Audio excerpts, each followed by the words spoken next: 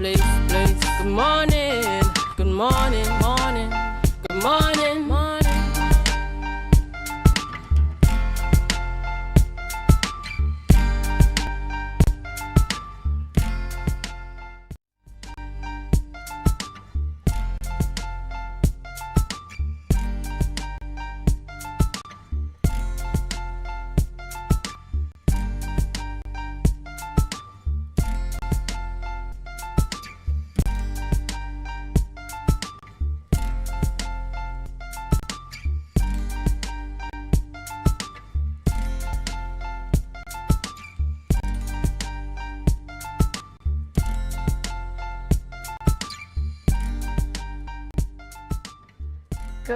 Good morning, Tobago, and welcome to Tobago Updates Youth Wednesday. Today is Wednesday, 27th May 2026, and we want to tell you thank you for joining us right here on the morning show.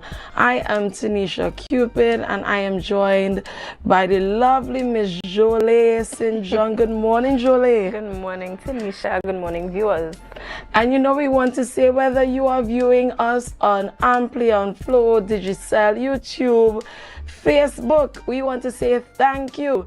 We are coming live from downtown Scarborough, Tobago, the Port Mall to be exact, and it is a pleasure to be here with you. Yes, it is. Jolie, we have a lot going on. Yes, we do. In the Tobago space, and it is always a pleasure to bring it live to the viewers right here. But before we go any further, I feel like we need to give them some news. We need to give them news. So let's bring them up to speed with the news in 90 seconds. Viewers, your news in 90 seconds for Wednesday, May 27th, 2026 starts now. 24-year-old Shannon Miller, the stepfather of missing 2-year-old Angelo Tobias Plaza, appeared before a virtual court on Monday facing a charge of murder. Miller appeared before Master Shabana Shah and was not called upon to plead to the indictable offense. A sufficiency hearing has been officially scheduled for November 30th as investigators continue their work. Following widespread parking confusion, the Division of Food Security has released official guidelines for the reopened Scarborough Market car park. Security personnel are actively enforcing designated reserve zones to separate Scarborough Market vendors from general customers to optimize accessibility. Drivers are strictly warned to obey all new signs and markings. Property owners are getting a compliance lifeline. Finance Minister Davindranath Thakur has announced that the mandatory registration deadline for the landlord business surcharge has been extended to June 30th, 2026, following extensive public pushback. Non-exempt landlords must utilize this extra month to submit their documents and avoid hefty financial penalties. Finally, double observances take place later today, honoring the life and legacy of cultural pioneer and former Assembly member George Stanley Baird. A memorial event is scheduled for 5 p.m. at Caribana House on Bacalet Street, Uptown Scarborough, while a traditional Tobago wake by the theatre takes place on the Esplanade at 7 p.m. These events occur ahead of his May 28th funeral. Viewers, that was your news in 90 seconds. Tune in again at 6:30 p.m. for a full newscast. Oh, Jolie, that was a lot. That was a mouthful. So we are actually in mourning here in Tobago. Yeah, after the passing, and so I know that we'll speak to that a bit later on in our program. Yeah, but a lot to digest in that news.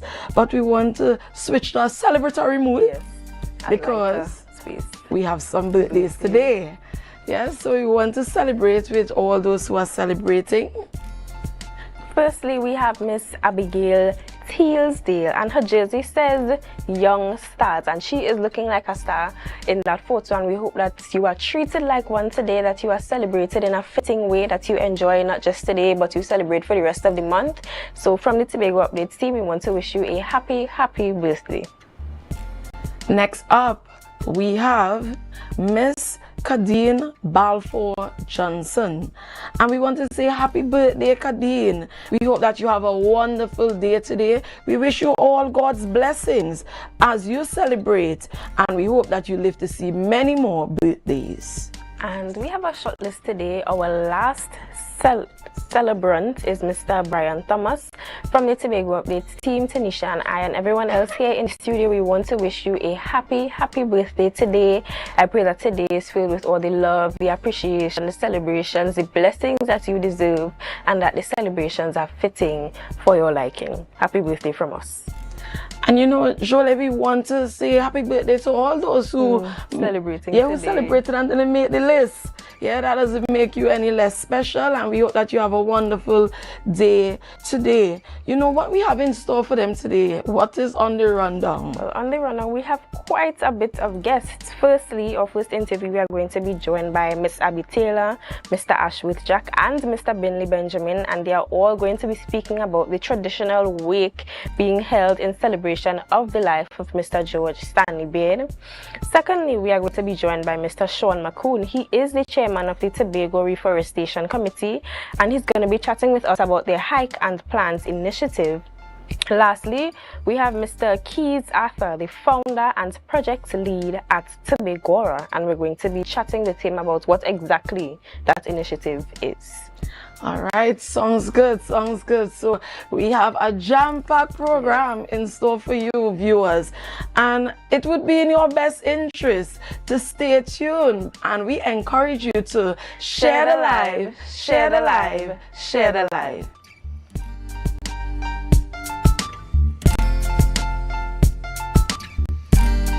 Sofa Factory is here in Tobago. Conveniently located Montessori Drive, Glen Road, Scarborough. Up to 20% off on select sofas for customization. Deals on some sofas from as low as $4,000 until stocks last. 10% off on all wardrobes. Half off on shower heads with the purchase of a vanity set. Come in and experience the new way to shop for furniture and see the quality in person. And I have never ever tried anything from the dirt oven. Let's go to the backyard dirt oven on a Thursday and talk about authentic. On entry, I felt at home. I felt like I was going to visit my loving grandmother on a weekend. The kind of weekend where she showers you with love, stories, and food. This place is a home away from home. And just like I would do at home, I popped the question, what you had to eat day? And boom, coconut drops. Boom, bread. Boom, garlic bread. Boom, hops. Boom, coconut tart. Boom, jam tart. And boom, something they call nuts. And just like that, Mistress Baker was ready to pop them in the oven. And don't worry, she had some help. And while we was waiting, I said, let we hear from Mistress Baker herself. Well, we've been operating for a couple of years now. We started, this was a COVID project. We operate strictly on Tuesdays only. You don't keep stock, we only sell on Tuesdays. Such a sweet lady. Hey, Olia, it's ready. When last you see a nice golden brown bread, sir? Backyard bakery for the win. Olia, a GT. I finally get me the oven bread with a little extra goodies on the side. You might be asking, where they're located? They are located on Bukuru, right on Nightingale Avenue, right before Racetrack Wheels if you're coming from town. Just look for the green hedge. You can't miss it. Pause. Check out the menu day one time. Honestly, guys, this is an experience I will never forget. It's a home away from home, a place filled with love, life, and most importantly, good bread.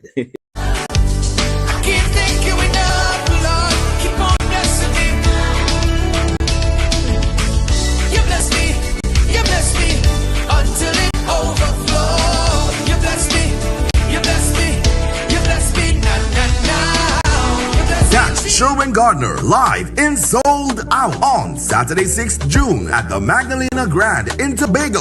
and Sunday 7th at Napa Porter, Spain. Save $50 on tickets bought by Saturday 30th May. Available in Tobago, Cass Supermarket, Yachts Marketing, Orange Hill, Crosscutters, Scarborough, Caribbean Jewelers, Lowlands Mall, Victory Outreach Church, Scarborough, Dominion Appliances and Gift Shop, Conby, Tobago. In Trinidad, Crosby St. James, all Extra Food Supermarkets, Simon's Music Supplies, Board Street, all Kenny's Sports Stores. Online at islandetickets.com. For more info, call 358-6397. Sherwin Gardner, sold out. Yeah.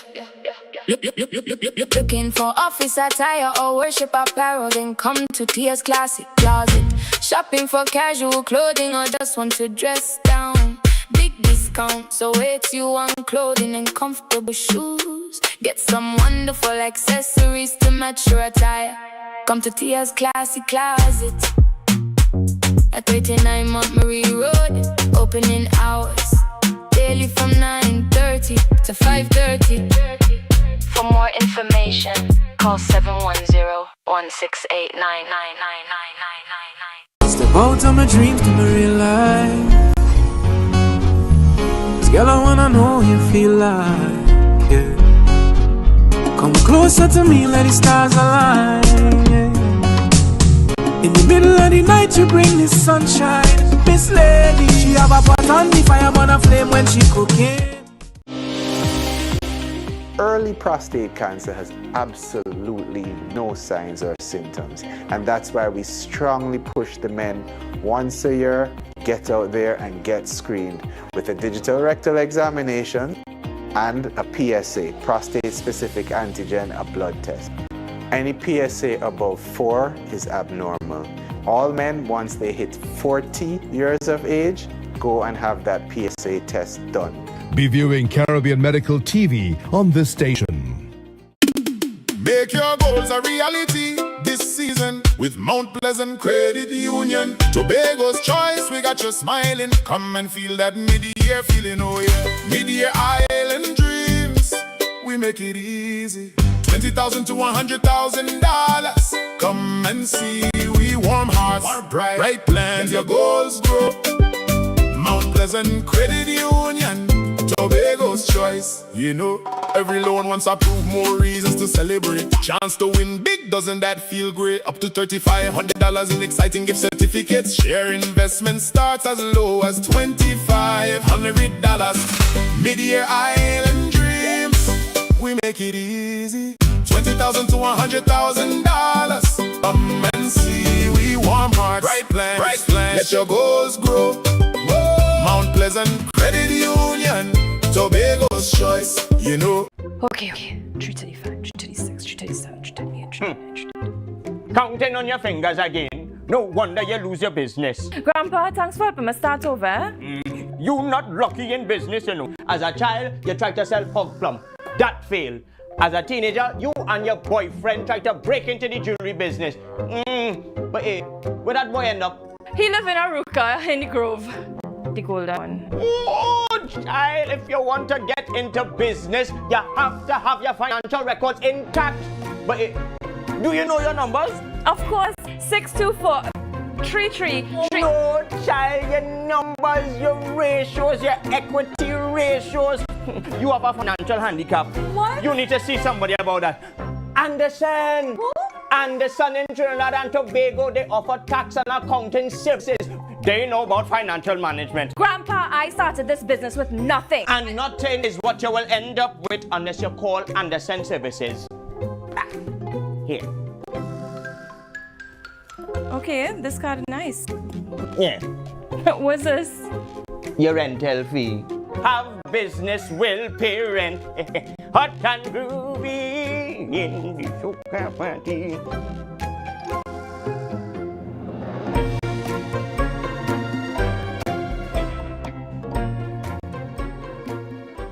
Our world is filled with rhythm.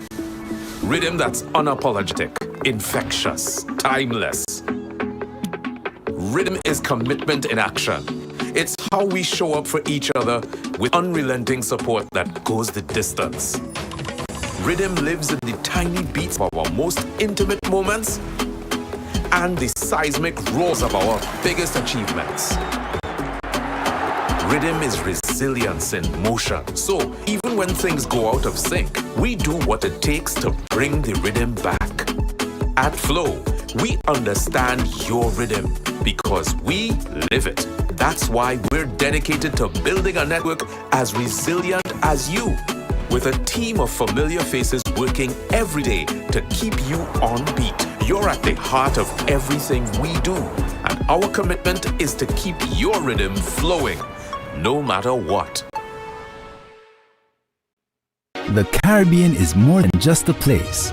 It's a spirit, resilient, vibrant, and full of possibility. Rooted in connection, driven by community, it's who we are at the heart of everything we do. For over 150 years, we've been right here, invested in the Caribbean, its people and its progress. And today, we're going even further. Liberty Business, rooted in the Caribbean, committed to you.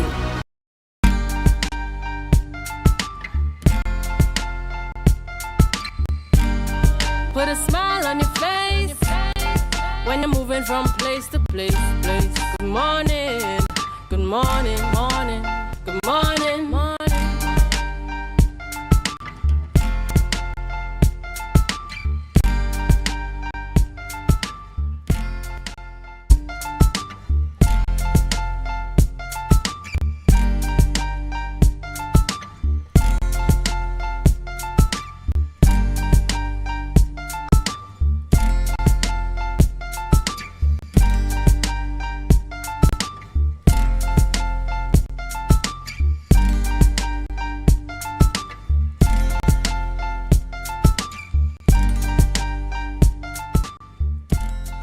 Viewers, good morning and welcome back to Youth Wednesdays here on the Tobago Updates Morning Show.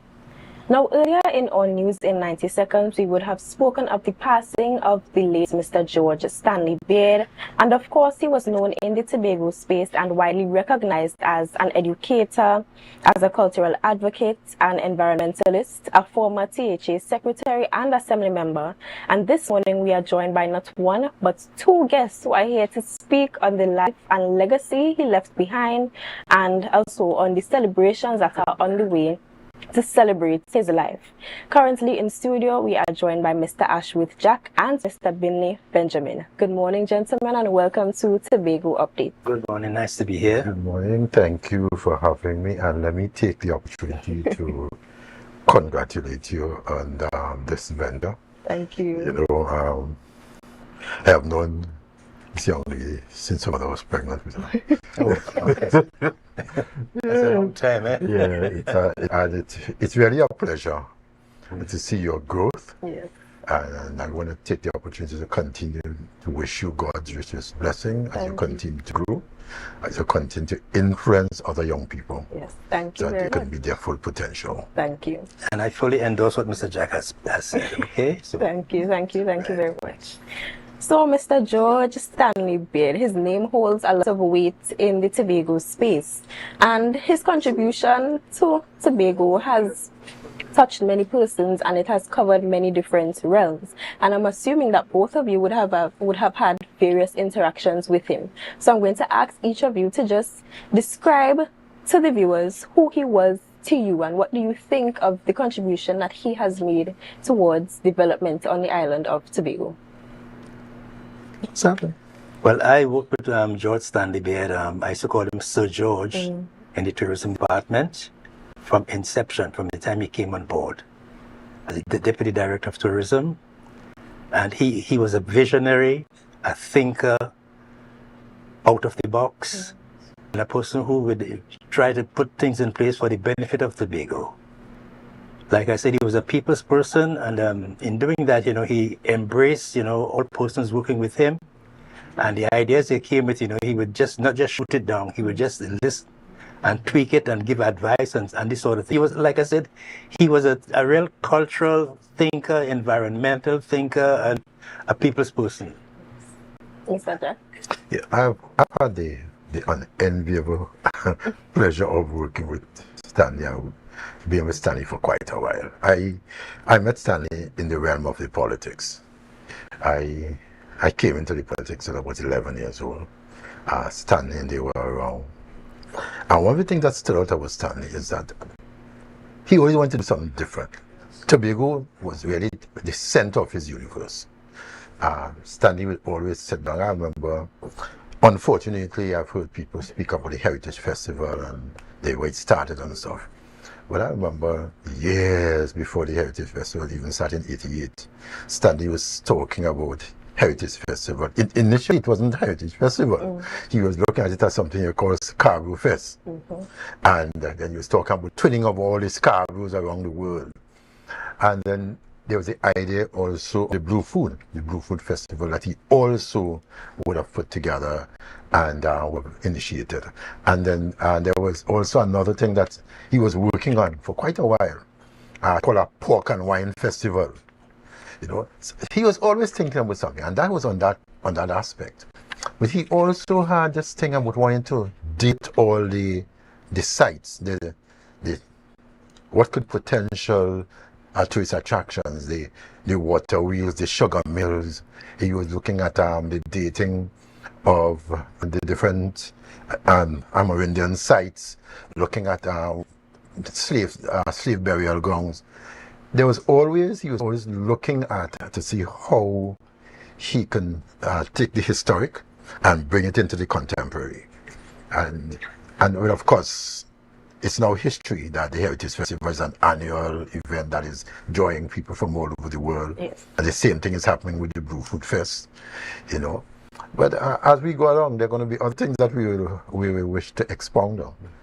And okay. So as we speak of the Tobago Heritage Festival and the Blue Food Festival, we now have Miss Abby Taylor, who is joining us online. She is the Director of Antiquities, so I'm going to direct this question to her. As a student myself, I would have had to conduct research on the Tobago Heritage Festival and the Blue Food Festival and make presentations. And of course, Mr. Stanley Beard, his name would have come up several times. So as Director of Antiquities, Ms. Taylor, how important do you see it that students are not just educated about what the event itself is, but who was responsible for the creation of these events? Because we would have heard other persons being credited for the Tobago Heritage Festival, and I'm sure you as Director of Antiquities would have a unique perspective on it. Hi, good morning, everyone. Good morning. Good morning to your esteemed panel, Mr. Benjamin and Mr. Jack. Good morning to you, my dear.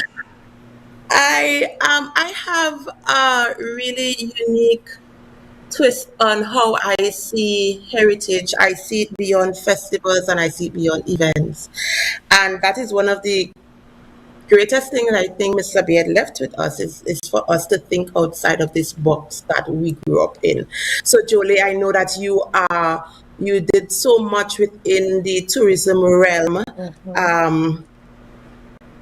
And it's events like that, it's situations and moments like that where we see that we could definitely do so much more outside of a festival or outside of an event.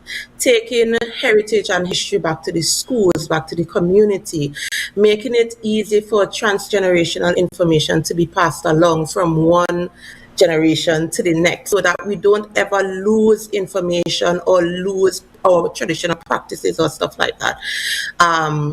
It's unfortunate that it takes a passing of somebody for us to recognize how important our history and our heritage is. But I think moving forward with the new mandate that we have under the division, that we will be, persons would be seeing a different take on how we treat with history, heritage, practices, traditions in Tobago. Yes. And I have just one more question before we move on to specifically focusing on the night of the traditional wake that is being held tonight, specifically for Mr. Benjamin and Mr. Jack. What lesson do you believe younger generations should take away from the personality of Mr. Beard and how he would have approached developments within the Tobago space?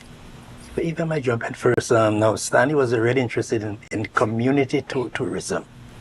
Because like I said, the Heritage Festival was that focused, going out to the community having the members of the community, from the children coming up, being part of the festival, like the dances, the traditions. Because, I mean, when you talk about community tourism, if a community is, if a tourism is community-based, that community protects itself from bad elements, that sort of thing. So, and it's a way of passing on the tradition to the youngsters, because when you have the bongo on the weekend, the young children would be around the community dancing and carrying out, being a cultural participant. Because I was about 5, 6, 7 years old, and I was a little rig dancer, reel and jig, and up in Bell Garden. So like I said, when a community is involved in any tourism activity, like the Castara model, that was Stanley's idea. So that, I mean, tourism, the people in the community benefit from the tourism effort, and not just the large hotels and guest houses and so on. So that is what, we're supposed to be doing in terms of our tourism effort. More tourism-based activities, so that the people in the community will benefit from the efforts. I think that Jolie, Mr. Beard also believed in this 365 model, heritage and intergenerational transference, 365 days a year. And I mean, this has hit the cultural fraternity so hard, because 2 weeks before his passing, we were at Auntie Annette's house, and we were just talking about, how we could get my department off the ground and what we could do and stuff like that. So, it's I'm listening to the contributors to this discussion, and I want to say something that might be a little controversial. That's my nature. I think that in Tobago, we seem to be afraid of living people. We seem to be petrified that we must not give living people the kudos they deserve, the honor they deserve, treat them with the respect that they deserve. We have to wait until they die. And then when they die for a couple of weeks or a couple of months, we pay all these glowing tributes to them. And then after that, you start to wonder where they were. And I have had the distinct pleasure of working with a number of persons who have fallen into that category. If you ask the average person in Tobago today, who is Everett Murphy John, they don't know. If you ask them, tell me the legacy of A.N.R. Robinson, they're going to tell you, oh, he was president and he was prime minister and he was chief secretary. But what else? If you ask them the legacy of people like Jeff Davidson, and then there are a number of cultural icons, the Catersons, you just ask. We forget too quickly. We forget too quickly. We wait until they die, then we give them a couple weeks of praise, and then we forget. And people who forget their past are doomed to make the mistakes, to repeat the mistakes. And so I'm hoping that this passing of George Stanley Beard does not only conjure up this emotion at this time, but it gives us an opportunity for introspection. What are we doing right? What are we doing wrong? Can we do more of the things that we're doing right? Can we correct the things that we are doing wrong? I am seeing people talking about the village tourism and stuff. And those ideas were knocked down by assemblies, by individuals in the communities. And those things Stanley was talking about 25, 30 years ago. In fact, not even 30, more than 40 years ago. Stanley was saying, listen, we need to do this village tourism. We need to look at all, as I mentioned earlier, find things like your water wheel and create events around them so that people will understand the history of Tobago. And that's part of the problem. We see a lot of our history. Slavery is a case in point. We see slavery as far-fetched. I know people today who have great-grandmother, grandmother, mother, and of course themselves. That's 4 generations. For some of us, slavery is only 4 generations away. My great-grandfather, my great-great-grandfather would have been a slave. My great grandfather, Sir Villa Blake, was the first generation in my lineage from the 1640 model, who were not slaves. It look as long, it's not long. And we make these mistakes of forgetting because we are taught to forget. Because for some people it's too painful. I think the contribution of people like George Stanley Beard was to keep in the forefront of our memories that, listen, this thing is real, this thing have happened. How it's not that we celebrating it, but it's a remembrance so that we don't make the same mistakes.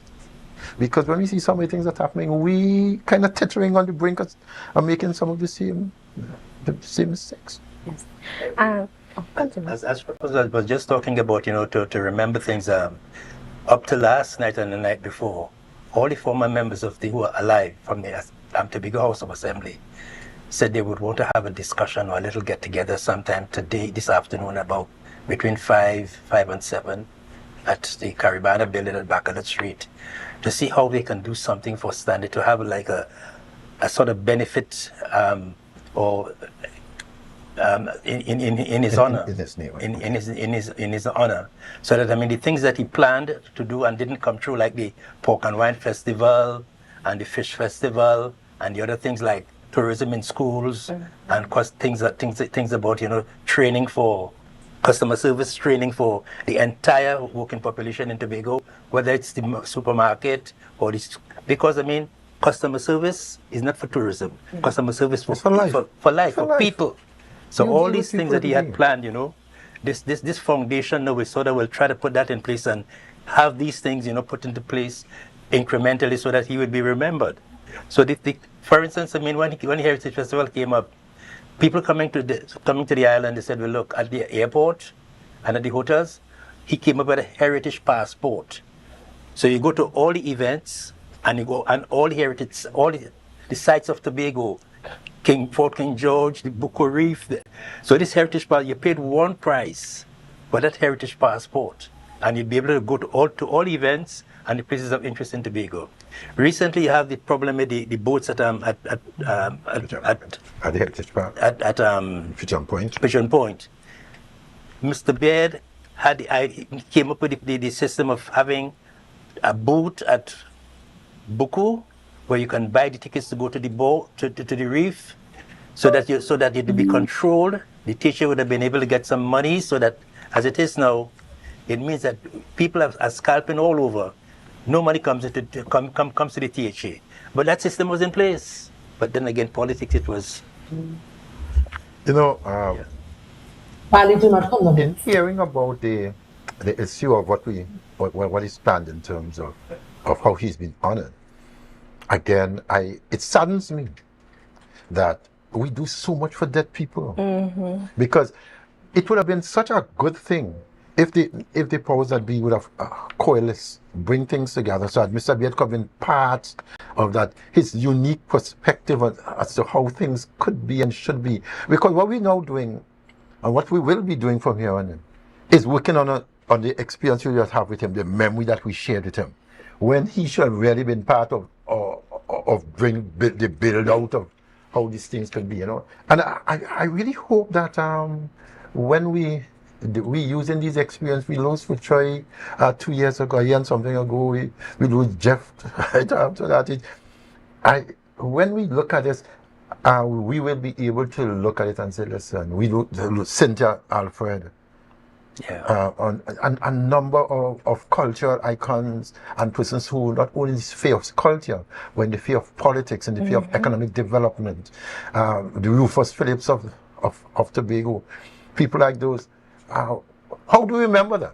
How do we remember them? And how do we tell our children, this is where we were, and these people were major contributors to bringing to the Tobago we know, and to the persons who now have responsibility for taking Tobago forward. How would we be remembered? Yes. So, viewers, we can see that this conversation about Mr. George Stanley Beard and the legacy he would have left is giving rise to several discussions and conversations about other pertinent matters. And you mentioned the Heritage Passport, which is taking me back to my journey in doing research and preparing for the Tobago Tourism Youth Congress and the Regional Youth Congress, and you also mentioned giving icons their flowers while they're still alive, and earlier this year he would have been honored by one of the tourism scholarships being named after him and recognized at the Tobago Heritage Festival last year. So we want to focus now, and as we wrap the interview up, just a quick mention or description of the traditional wake which is being held tonight at the Esplanade, and I want to invite the Director of Antiquities to just give rise to what this event is and what can attendees expect, or what should they be doing or bring to the event. Well, firstly, I want to invite all of Tobago to the Esplanade tonight. We start at 7. I also want to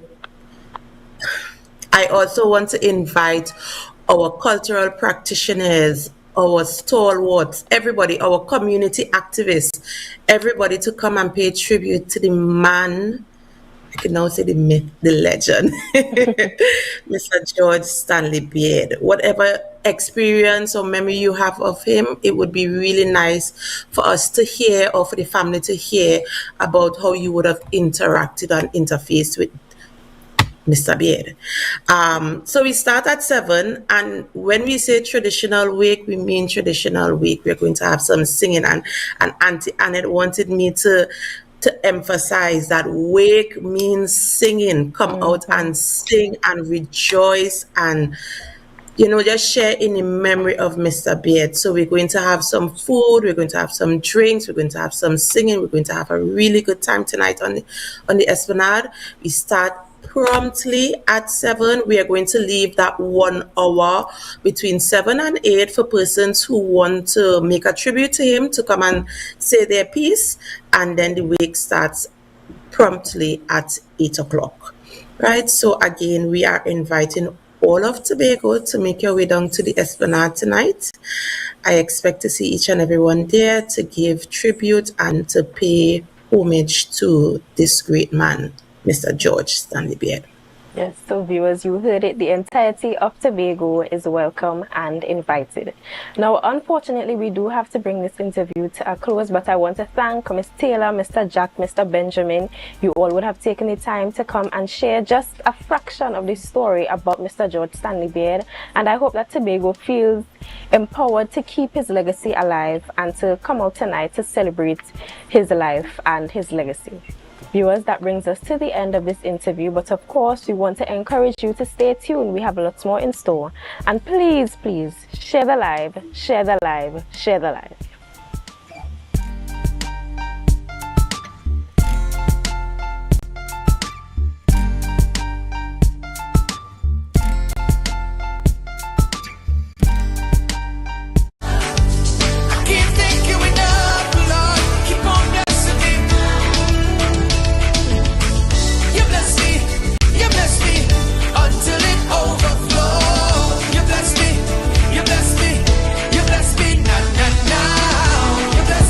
Sherwin Gardner live in Sold Out on Saturday 6th June at the Magdalena Grand in Tobago, and Sunday 7th at Napa Porta, Spain. Save $50 on tickets bought by Saturday 30th May. Available in Tobago, Cass Supermarket, Yachts Marketing, Orange Hill, Crosscutters, Scarborough, Caribbean Jewelers, Lowlands Mall, Victory Outreach Church, Scarborough, Dominion Appliances and Gift Shop, Conby, Tobago. In Trinidad, Crosby St. James, All Extra Food Supermarkets, Simon's Music Supplies, Board Street, all Kenny's Sports Stores. Online at islandetickets.com. For more info, call 358-6397. Sherwin Gardner, Sold Out. Yeah. Looking for office attire or worship apparel, then come to Tia's Classic Closet. Shopping for casual clothing or just want to dress down. Big discount, so it's you on clothing and comfortable shoes. Get some wonderful accessories to match your attire. Come to Tia's Classic Closet at 39 Montgomery Road. Opening hours daily from 9:30 to 5:30. For more information, call 710-168-99999. Sun Up Tobago presents Solara.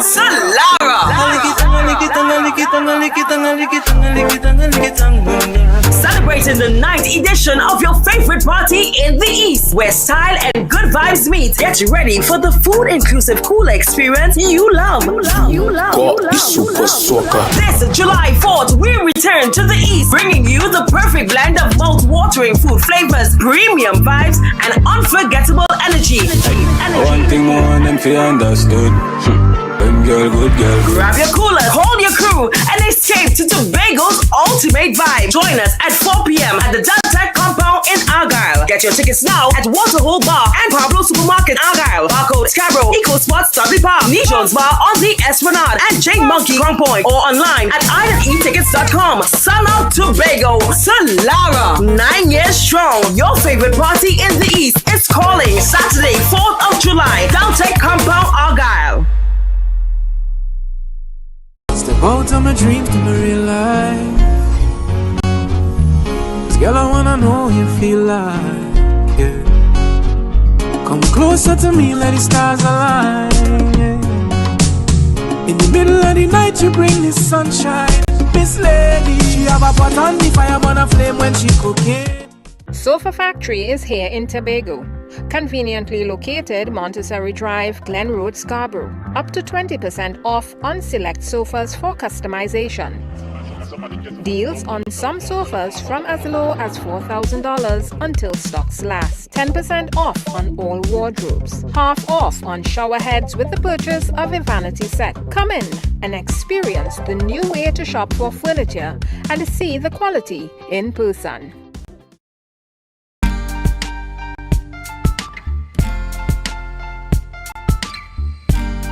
Put a smile on your face when you're moving from place to place. Good morning, good morning, morning, good morning, morning. All right, welcome back to all our viewers.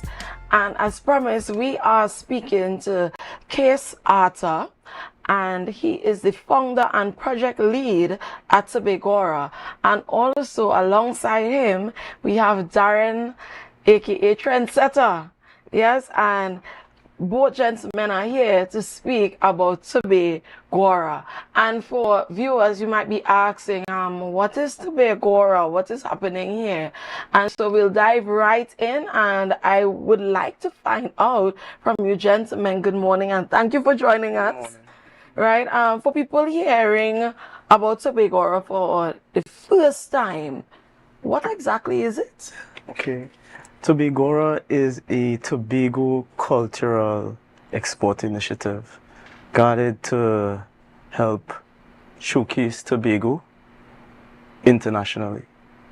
All right. And I'm interested now, how did you come up with this? What inspired you personally to create this initiative? Well, it first started with me traveling through Europe during a time where I was dealing with some stuff. Right. Right? Because my cousin had passed tragically. And I just need to clear the space. So I decided to go to Europe, and a cousin of mine from London, he indicated to me that they were having a carnival in London. I was like, London? Carnival? All right, well, I had to be a part of this. Right. So I went across there and I realized that Tobago had no kind of representation, so I made it my duty to build relationships and opportunities to put Tobago on the map. Lovely, lovely. So now we're seeing something being born out of I need to just kind of press a reset. I need to relax and say, let me go out there and see what's going on. So, Mr. Trendsetter. Good morning. Good morning. How are you doing? I am well. And how are you? I'm good. Great to be here. Very well. And we're happy to have you. So, you're doing your thing. And then we have Case come to you and he approached you with this vision, right? For Tobago. What made you want to be a part of it?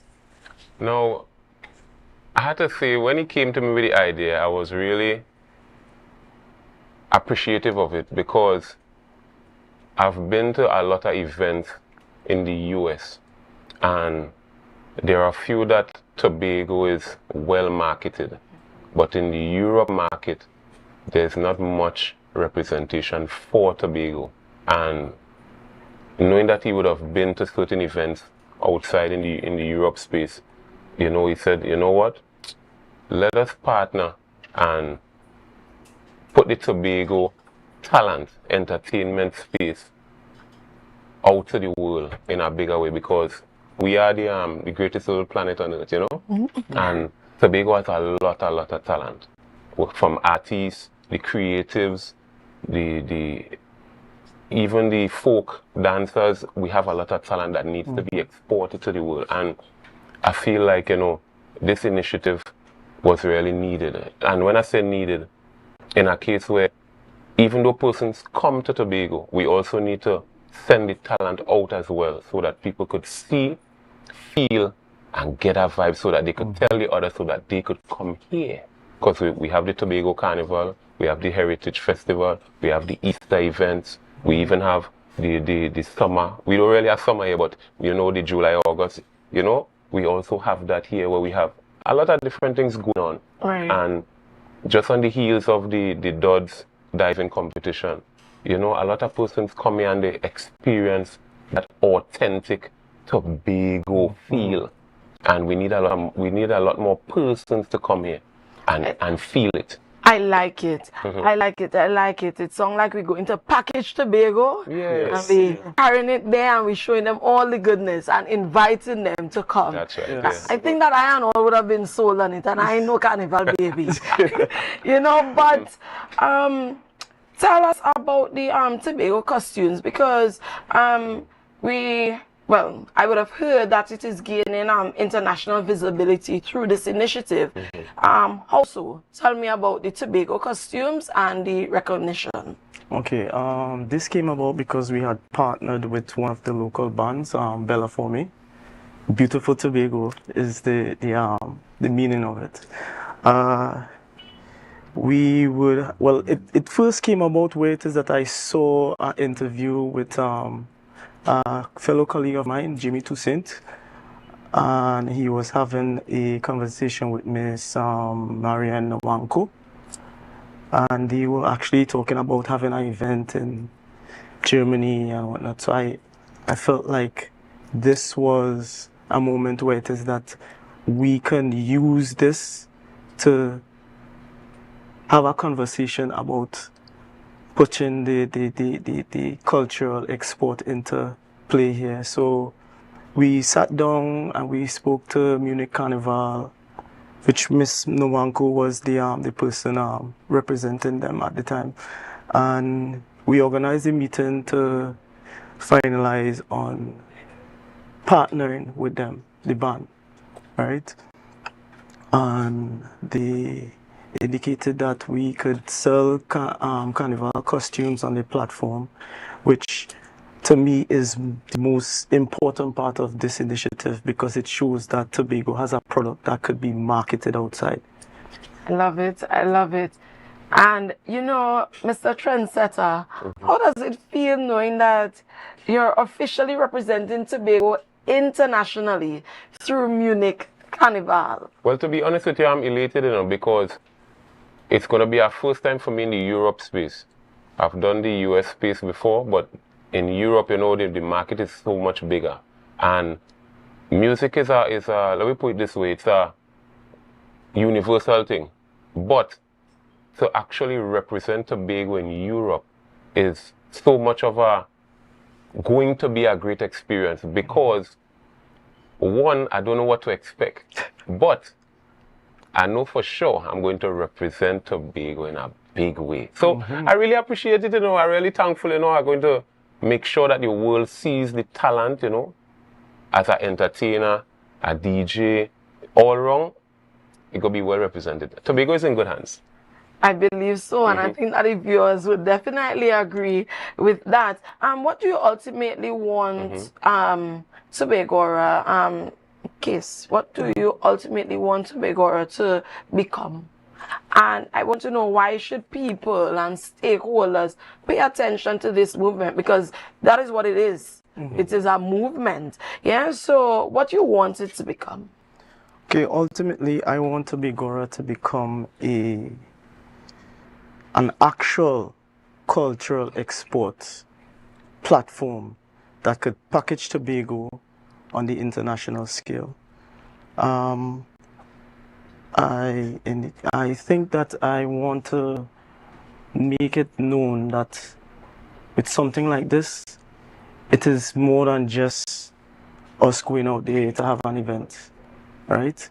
It's about putting Tobago in a space where it is that we get to explore and develop the talents that we have here to put it out in a big way. Stakeholders should partner with something like this because it aligns with marketing Tobago on a global and an international scale, where it is that we could strategically come together, because I know that the THA may not have the budget to do everything, because we have heritage that is going on right now. But partnering with someone like us, we could do that part of it for them to market the Tobago Carnival on an international level. Because right now I was invited to Rotterdam for their 50th anniversary, right, which is iconically significant at this point in culture, because Tobago Carnival just made 5, they made 50, right? So something like that, I really think that we should explore so we could build relationships and find opportunities where we could market this carnival. Sounds good. Now, you know, we can speak on this all morning, but time would not permit it. Yeah, but Tobago is really exporting Tobago culture, and this must be commended. And I want your closing remarks, the persons in the Tobago space, you know, young creatives, and I want you to tell them, just inspire them to, I mean, be creative, think outside of the box. And I would start with Mr. Trendsetter, and then we would close with you, Mr. Arthur. Well, for me, I would say, for the length of time I've been in this business, I must say to the young creatives, the entertainers, artists, even the let's say the traditional characters, you know, the different aspects of culture. Keep at it, keep practicing, keep putting in the work, continue to also promote yourself. Don't wait for anybody to promote you. Actually, you put in the work and promote yourself, and stick to your craft. You know, at the end of the day, we have a lot of youths coming up now with multiple talents. You know, stick to it and also work hard at it. Believe in yourself, because that is one of, you don't expect people to believe in you if you don't believe in yourself. And continue to market yourself. And they used to say the sky is the limit, but it has passed the sky, to be very honest. You know? So continue to push. Thank you. And Mr. Arthur? I want to say that sometimes we wait for opportunities to come to us, you know, but sometimes you have to create that opportunity and create systems around that opportunity. So this is what this initiative was about, all right? We at Tobago want to make it a bridge for us to connect with the rest of the world. You know, you have heard it right here on Tobago Updates, Tobago. Yes, and we believe that this is the start of something big. Yes, something that would continue, something that would grow. And we want to thank you all for joining us. We want to wish you all the best. Yes, and just know that you have a whole island cheering you on, behind you, as you make waves for Munich Carnival 2026 in Germany, and we wish you all the best as you don't just push to Germany, but you push to Rotterdam and London and Berlin and Belgium. Yes, make it big to be go to the world. And again, we thank you and we wish you all the best. Thank you. Thank you. Greatly appreciate it. Thank you, viewers. And as we take a short break, we want you to share the live, share the live, share the live.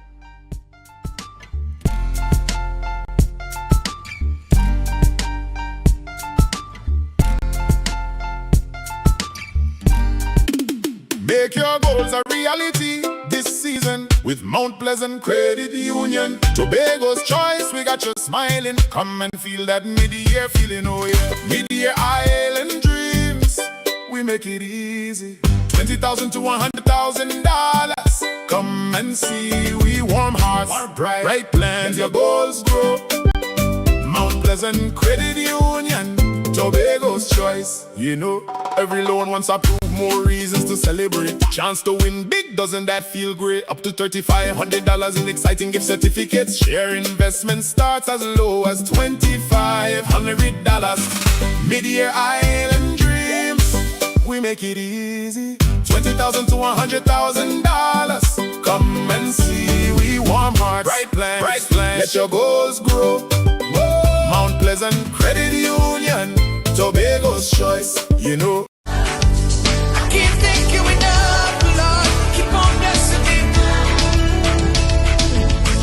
You bless me until it overflows. You bless me, you bless me, you bless me, now.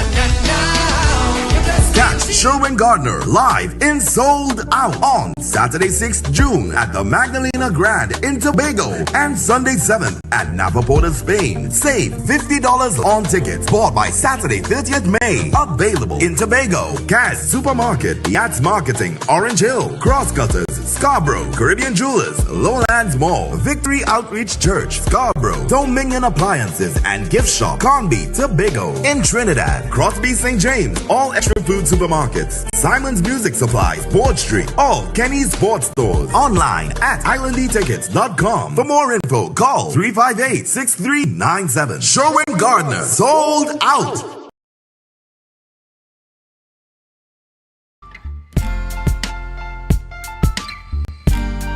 Put a smile on your face when you're moving from place to place. Good morning, good morning, morning, good morning, morning.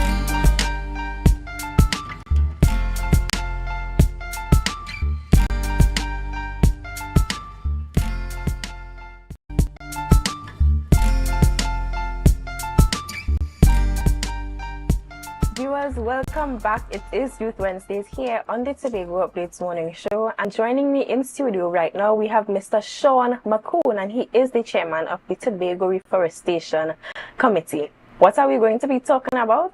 We are going to be chatting about their Hike and Plant initiative. You know, I'm sure many of you have been on hikes before, but this one, it's different and it's special. So good morning, Mr. McCoon, and welcome to Tobago Updates. Good morning. Always a pleasure to be here.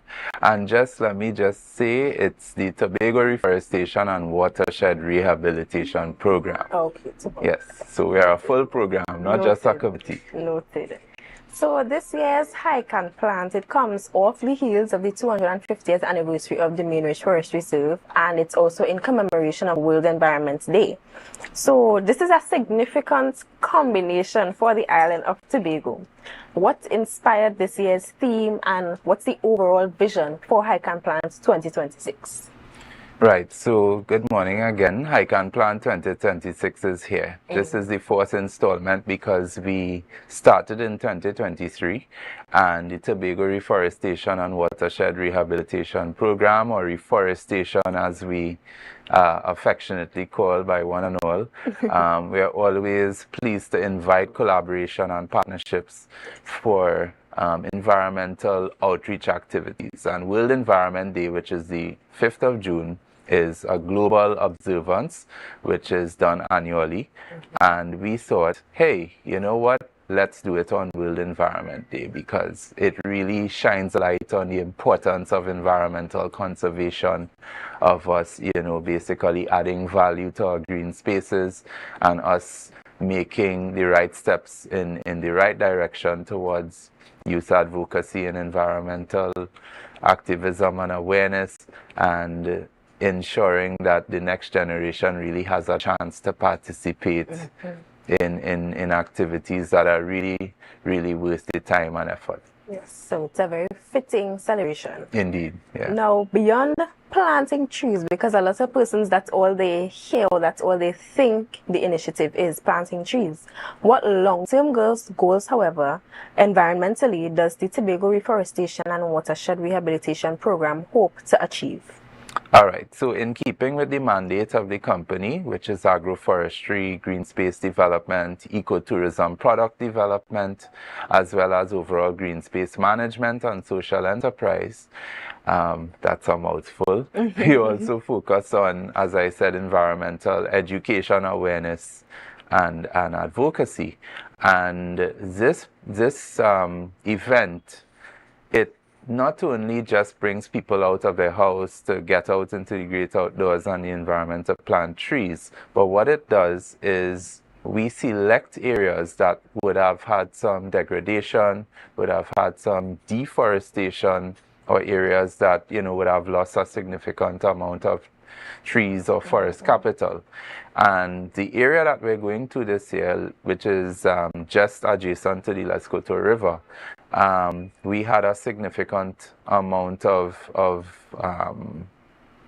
dieback or areas that were degraded and burnt out and so on. So what we've chosen to do is select those areas just as we have this year, and replant the tree population, and redevelop the green space, and reintroduce forest capital, which adds significant value. So the long-term benefits are such that we are putting back roots down into the ground, and ensuring that the trees have a chance to grow and flourish, and really make up, contribute to why Tobago is always seen as clean, green, and serene. Yes.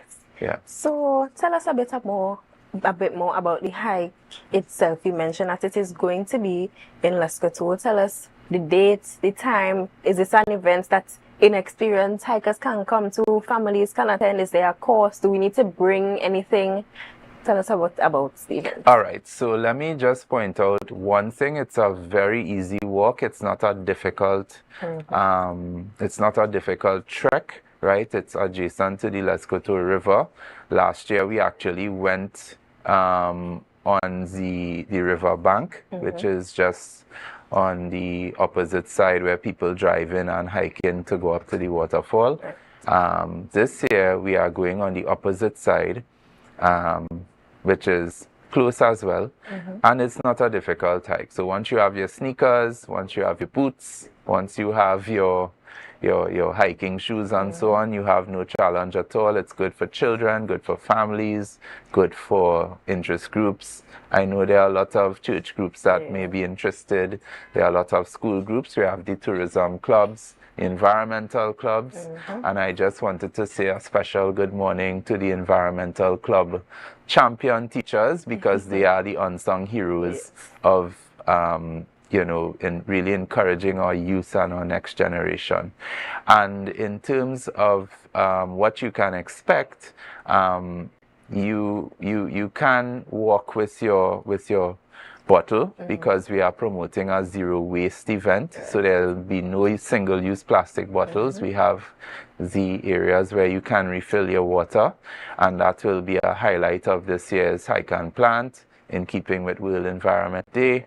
And we want to keep it as green and as waste-free as possible. So those are some of the things you can look forward to in this year's edition of the Hike and Plant. Okay, so earlier you would have mentioned collaborations, and I've seen several collaborators and logos on the flyer for the event. Yes. So I want you to shout out some of the sponsors and collaborators that you guys would have partnered with for this initiative, and how important were these partnerships in achieving the environmental goals of the program? Right, so we have Hican Plant, which is a group out of Trinidad. They would have collaborated with us from the very beginning, and shout out to Mr. Darian Jones, who has been a really big driving force behind this collaborative effort, and of course our management and staff at Tobago Reforestation, and my colleagues on the board of directors. A special good morning to the directors, management and staff of the Tobago Reforestation Program, who are putting in the work and doing, you know, everything necessary to make this this event a success. We have a committee, a Hican Plant committee, which is a collaborative effort between the Department of Natural Resources and Forestry, and a special good morning to the Department of Forestry as well, who is always, you know, guiding us in the right way, and that is under the Division of Environment, Climate Resilience and Energy under Secretary Darren Henry and his stewardship at this time, who he embodies environmental stewardship and environmental conservation. So he has you know, endorsed this event, and we have happy collaboration and partnership from forestry as well. We have Tobago Tourism Agency Limited, that is our standard bearer in terms of destination marketing. So you will see the Tobago Beyond logo.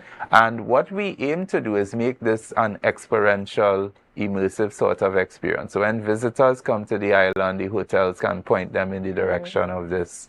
And it's a nice outdoor sort of ecotourism application that they can plug into the itinerary when they're here on the island. So certainly TTAL has been a valuable partner in marketing this event and ensuring that this event can you know, become one of those things people put on their calendar and to do things when they visit Tobago. We also have the Rotaract Club of Tobago, so shout out to them as well. Good collaborating partner. And you know, we have several other smaller partners and contributors who have really served over the years to make this thing a success. So we are grateful and we are eternally happy for the support and for the continued patronage and the continued, you know, the people continuing to show up and demonstrate how important environmental conservation is. And, you know, we, as I said before, we encourage schools, we encourage church groups. And even if you have an NGO or some community-based organization, you are all welcome to join us on June the 5th. You can come, it's from 7 a.m., right? And that takes us up until about 11. So far, we are talking about 100 plants, thereabouts, to, you know, place in the ground and have that area improved upon and reforested. All right. So viewers, you have heard it right here on Tobago Updates. Hican Plants Tobago, June the 5th from 7 a.m. in Lescotho. And this initiative comes off of our recently celebrated 250th anniversary of the Mainridge Forest Reserve here in Tobago, and of course it's also in commemoration of World Environment Day. So there's a lot happening in this space to protect and preserve this green space we call Tobago. Mr. Makoon, I want to thank you very much for joining us on Tobago Updates this morning. Thank you for having me. Thank you. It's always a pleasure. Viewers, that brings us to the end of the Youth Wednesdays portion of the Tobago Updates morning show. But of course, we do have Good Morning Tobago thereafter with Miss Chanel Phoenix. So as I encourage you to share the live, share the live, share the live, I'm also telling you to stay tuned for the lots more we have in store.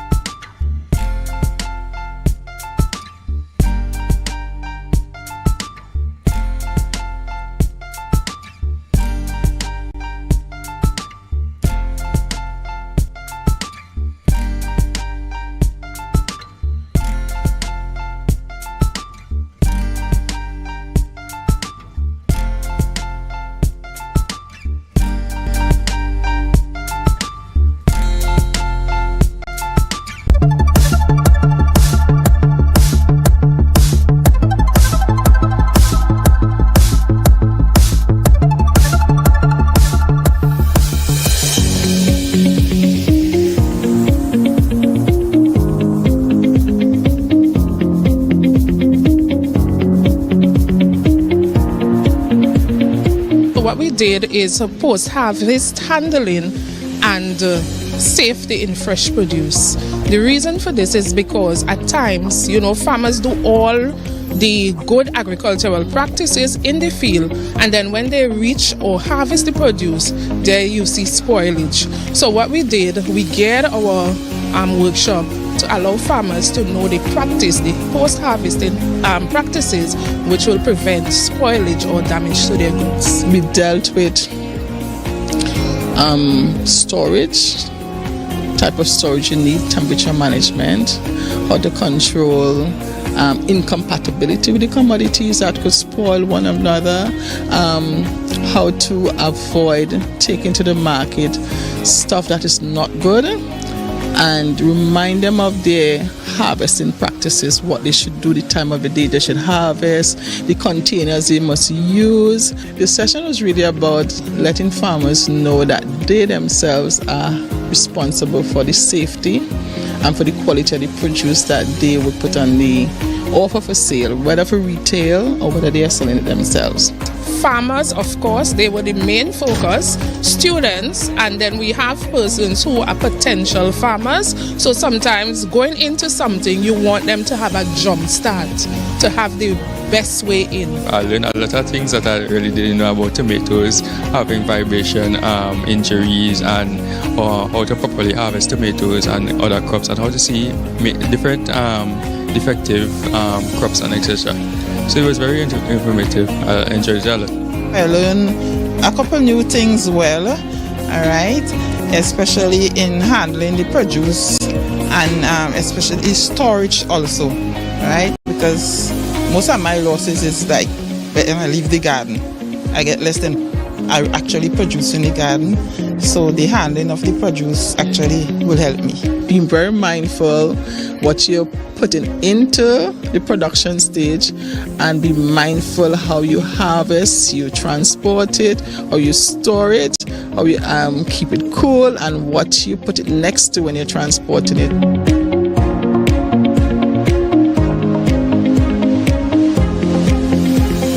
That was a production of the Department of Information, Office of the Chief Secretary, Tobago House of Assembly.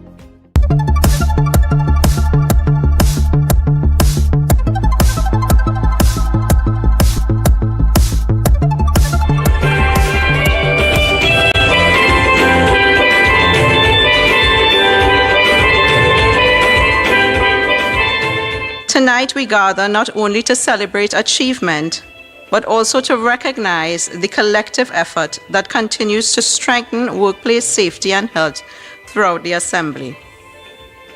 This ceremony serves as the culminating event of the Department's commemorative activities in observance of the International Labour Organization's World Day for Safety and Health at Work 2026.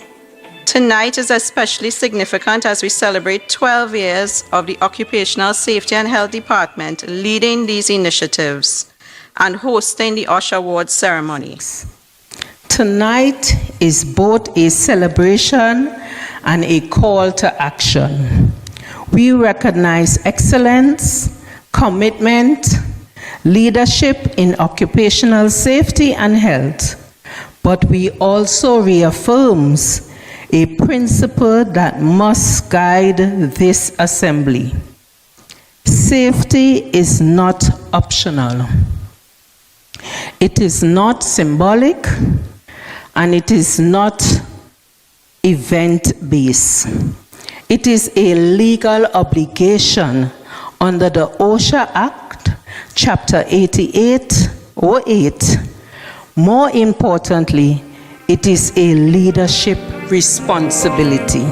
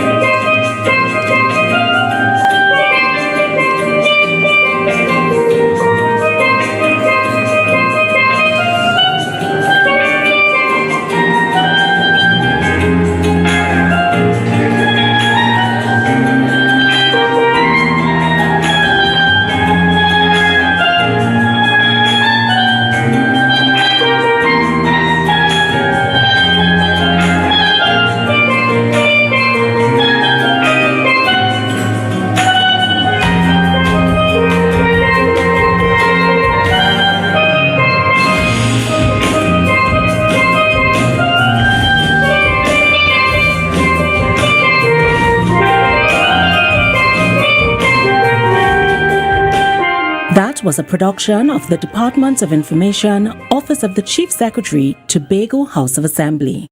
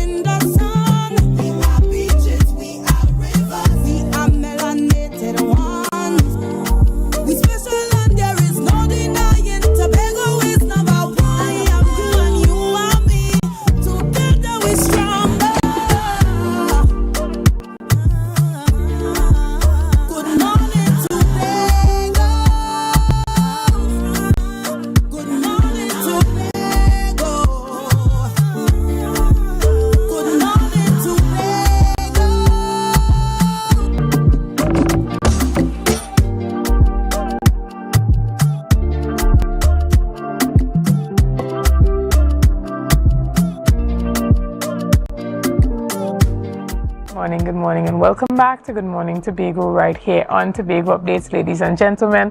I am your host, Chanel Felix, and you know whenever you see me sitting here, it's because we're about to have those conversations that you want to have while I ask those questions that you want asked. But before we get into this morning's interesting topics and conversations, let's have our news in 90 seconds. 24-year-old Shannon Miller, the stepfather of missing 2-year-old Angelo Tobias Plaza, appeared before a virtual court on Monday facing a charge of murder. Miller appeared before Master Shabana Shah and was not called upon to plead the indictable offense. A sufficiency hearing has been officially scheduled for November 30th as investigations continue.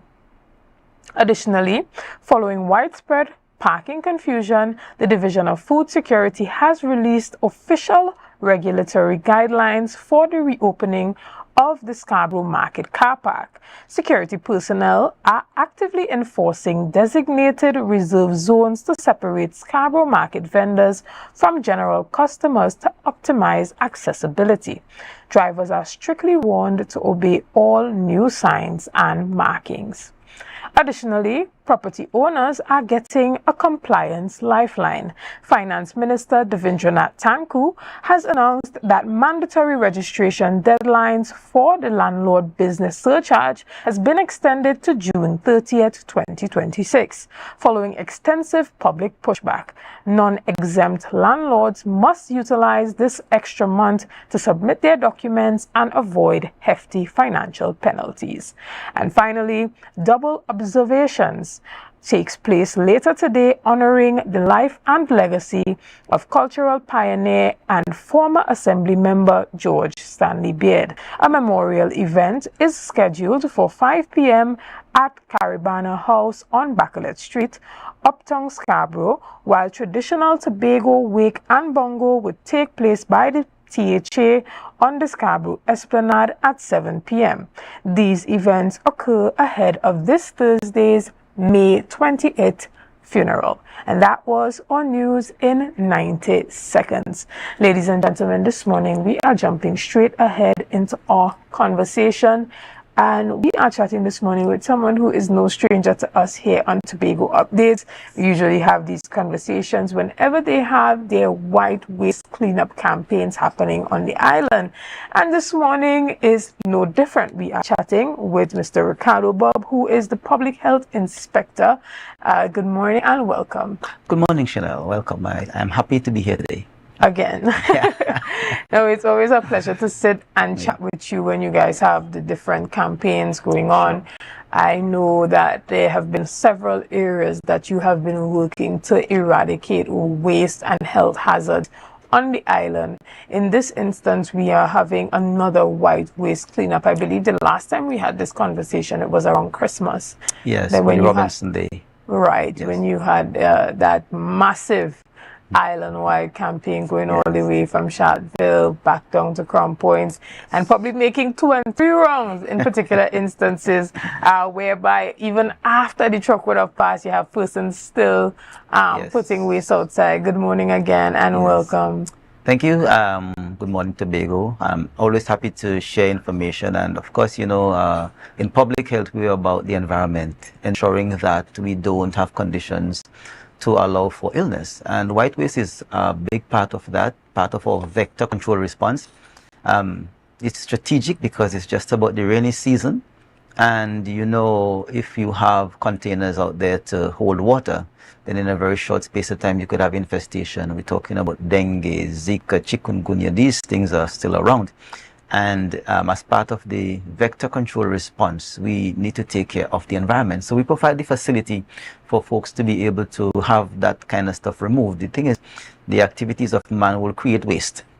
And that waste must be taken care of in a manner that would not degrade the environment and promote conditions for the development of disease.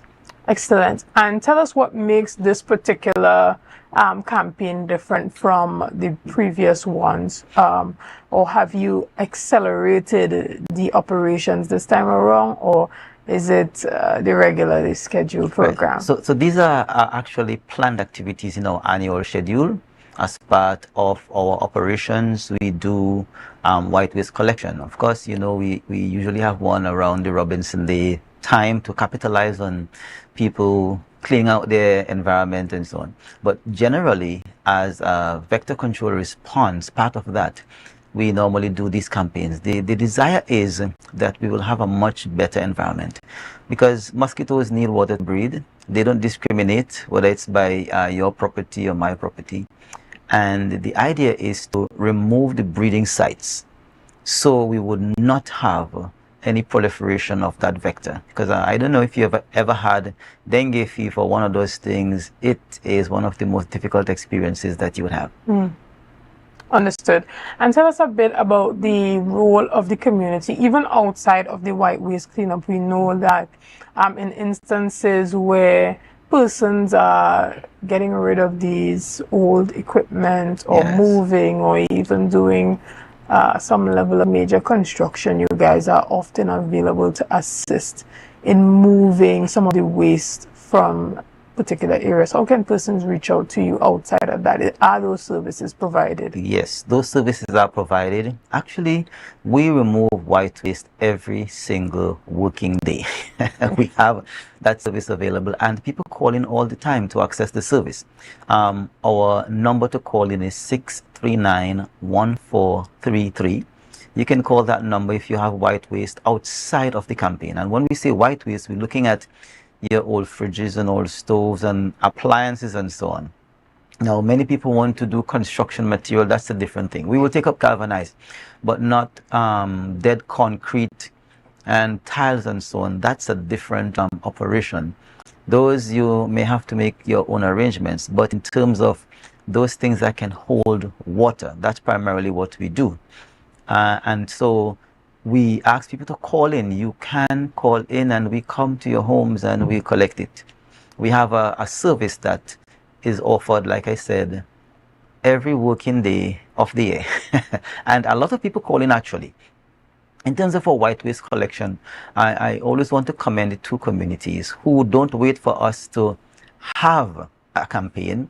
They actually call for us to partner with them. That's the Bell Garden community and the Speyside community. Those two communities are very proactive in ensuring that their environment is up to the standard. And if the village councils and the community would cooperate and partner with us, then the same service can be offered. And usually they do it on a weekend. What we do is we provide some manpower and the trucks, and they mobilize their community. And even in this campaign as well, we want the community to be mobilized. Now, you may have senior citizens who may need some support. You should assist them in bringing their white waste out. What we find is that a lot of people, the information goes out and they wait until the truck passes or they see the truck. And then they put out the stuff And they call and say, well, we didn't pass, but we know because we have folks out there. We have a wonderful surveillance system. We have people out there who are actually in the community going through the streets. Now, you may also appreciate the fact that we can't be everywhere at the same time. But if, let us say, a street were to be missed, you just call that number, 639-1433, and we will make arrangements to collect the white waste.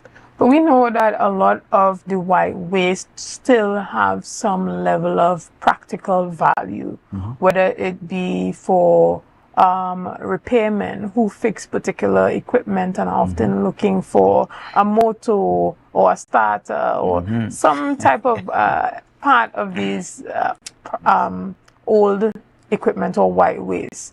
Is it that you are advising persons to come to you directly and have those conversations about how they can benefit or extract things from them instead of going on the side of the street and breaking down parts of somebody's old machine or old fridge, and then when you get there, half the thing separated on the roadside and it makes the cleanup even more difficult? We have had that challenge. Now, there are some conversations that we actually have had. There are people who really do it nicely. They actually, at the landfill, there is some what we call controlled scavenging, controlled. In that you will notice that many landfills, people are diverting waste because landfill space is limited. So you have what we call waste conversion and waste diversion strategies. Those are very important in terms of controlling how much waste is at the landfill. So some people are engaged in industries and we control that. If you notice, you don't hear about problems at our landfill because it is very much controlled. Some of these folks who look into that kind of waste at the street side, because they create a problem for us when we are doing the white waste collection, because they may remove things to remove components and then put it back when we have already passed. We have had that, so we want to discourage that. I know one of the things that may come up, so I'm going to jump ahead into that, where people are looking at the whole scrap metal thing. That creates a problem, and at this point in time, discussions are being held in the national space. We've had actually one stakeholder meeting for the year to look into the completing the regulations for that industry so that we could address the environmental concerns, because it is an environmental concern. Many people who engage in that, they do not have adequate space in locations that are away from communities. And this is one of the limiting factors in terms of dealing with that environment. Now, I could tell you from a public health perspective, what we have been doing is engaging these people and serving notices so that they will clean up. Yeah. What we need to have is not just the cleanup, but the maintenance. So it's one thing to clean up, and then next month it's back again. And so there is the need for what we call the policing and the legislation, because those are some of the things. It's not that we are saying people can't do it, but it should be done maybe in certain locations under certain conditions. Understood. And tell us about the community impact of that if it goes, unregulated. Well, of course, you're talking about ripe conditions for vector. We know about rodents and even mosquitoes, because a lot of the waste material can hold water and so on. Now, rodents spread a lot of diseases. One of the biggest ones for us here at present is leptospirosis. Many people may have heard about others on the media, but we're talking about priority here at this point in time. Rodents also spread rat bite fever and Q fever. There are several diseases that can be spread between rodents and humans. So we need to be mindful of the environment. Many of the diseases can be eliminated, reduced, controlled when you have improved environmental conditions. Understood. And even as a collective, as a community, as the village councils, as the community groups, what are you suggesting that persons put in place to ensure that there is a consistent collaboration to ensure that there is order in different communities as to how waste is disposed? Because we know in some areas there's just a corner where everybody goes and dumps their things. How do we collectively agree on doing things better? Is it that the village council should be calling help to come and move it more often, or we should have a better designated area where white waste is placed in the community where it can be picked up? Inform us on how the community should operate as it pertains to disposing. Well, there is to be a consciousness of the Tobagonian. This is our space. In terms of environmental upkeep. Now, it's not simply a designated space because the services are available and people access them. But there needs to be a consciousness in terms of this is my environment. And if we look back in time, we would see it was not that way. But the not in my backyard syndrome where, well, once it's not by me, I'm put it down the road. So we have some hotspots. Let's look at Sandy Hill, the base of Sandy Hill, Lambo. Our trucks will pass and remove stuff, and within an hour, someone would pass and put it back. Mott, another hotspot. Cradley Junction, we would move it today, by tomorrow. It's like someone is just looking to see when we clean it. There needs to be a consciousness that this ought not to be done. We do have a landfill, and we have a service that people can call in. I'll say the number again, 639-1433, and many people access it. You call in, we make an appointment because, of course, we have a couple of trucks, we can be everywhere, and we will come and clean it. For the DODS program last week, we were in Charlottesville cleaning up the environment, and it was a successful campaign, so much so that when we started the white waste collection on Monday, Charlottesville hardly had anything to be removed. And so Monday, Tuesday, and even today, we have been in the area from Charlottesville down to Calder Hall, removing waste. Tomorrow, we go to the north side. So from Lansfommy all the way down to Scarborough, all the villages in between, Bloody Bay, Castara, Palativere, Moriah, across to Lake Coteau, Golden Lane, Culloden, all these areas. And then next week, we go into the southwest area. So from Crown Point all the way up to Scarborough again, across Signal Hill, Patience Hill, Mount Pleasant, everywhere in between.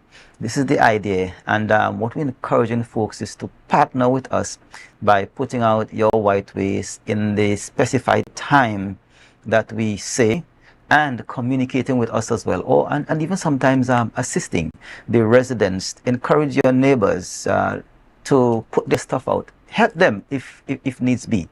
And again, we have our 639-1433 that you can call if there is a challenge, because what we find sometimes is the trucks are going to be doing their work, but some people have it behind their fence.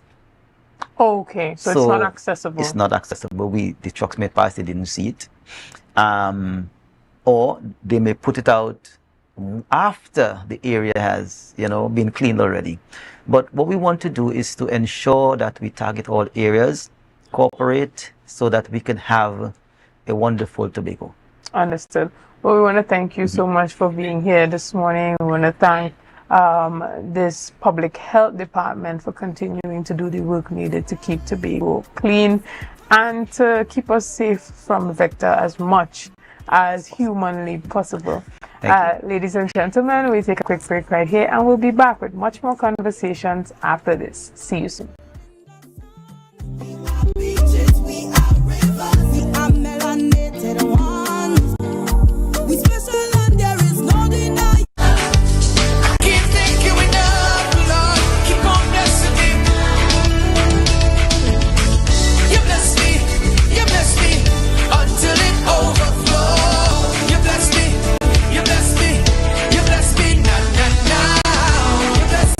Sherwin Gardner live in Sold Out on Saturday 6th June at the Magdalena Grand in Tobago and Sunday 7th at Napa Port of Spain. Save $50 on tickets bought by Saturday 30th May. Available in Tobago, Cass Supermarket, Yachts Marketing, Orange Hill, Crosscutters, Scarborough, Caribbean Jewelers, Lowlands Mall, Victory Outreach Church, Scarborough, Dominion Appliances and Gift Shop, Conby, Tobago. In Trinidad, Crosby St. James, All Extra Food Supermarkets, Simon's Music Supply, Sport Street, all Kenny Sports stores. Online at islandetickets.com. For more info, call 358-6397. Sherwin Gardner, sold out. Make your goals a reality this season with Mount Pleasant Credit Union. Tobago's choice, we got you smiling. Come and feel that mid-year feeling, oh yeah. Mid-year island dreams, we make it easy. $20,000 to $100,000. Come and see, we warm hearts, bright plans, your goals grow.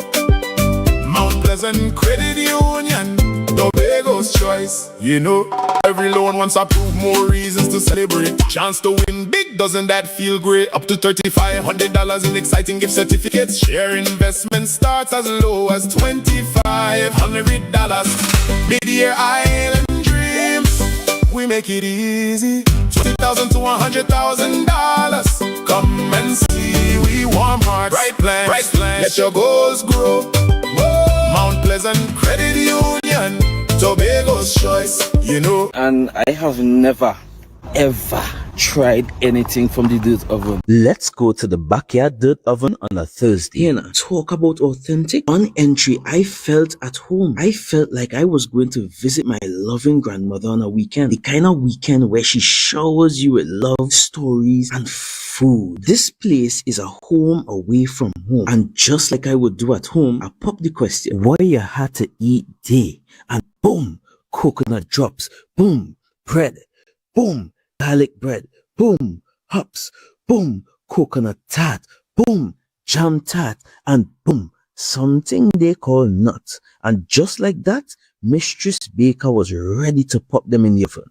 And don't worry, she had some help. And while we was waiting, I said, let we hear from Mistress Baker herself. Well, we've been operating for a couple of years now. We started, this was a COVID project. We operate strictly on Tuesdays only. You don't keep stock, we only sell on Tuesdays. Such a sweet lady. Hey, Olia, it's ready. When last you see a nice golden brown bread, sir? Backyard bakery for the win. Olia, a GT. I finally get me the oven bread with a little extra goodies on the side. You might be asking, where they're located? They are located on Bukuru, right on Nightingale Avenue, right before Racetrack Wheels if you're coming from town. Just look for the green hedge. You can't miss it. Pause. Check out the menu day one time. Honestly, guys, this is an experience I will never forget. It's a home away from home, a place filled with love, life, and most importantly, good bread. The Caribbean is more than just a place. It's a spirit, resilient, vibrant, and full of possibility. It's who we are and the heart of everything we do. For over 150 years, we've been right here, invested in the Caribbean, its people, and its progress. And today, we're going even further. We're deepening our commitment to the region, continuing to invest in the networks, services, and digital solutions that move Caribbean businesses forward. Whether you are a mid-sized business or multinational player, we bring you resilient connectivity, personalized service, and tailored IT solutions, all powered by local teams that truly have your back. We're here to help you navigate challenges, grow, and achieve your goals with practical solutions, reliable networks, and a partnership rooted in trust and your long-term success. Liberty Business, rooted in the Caribbean, committed to you. Step out of my dreams to my real life. Girl, I wanna know you feel like, yeah. Come closer to me, let the stars align, yeah. In the middle of the night, you bring the sunshine. Miss Lady, she have a pot on the fire, burn a flame when she cooking. Yeah.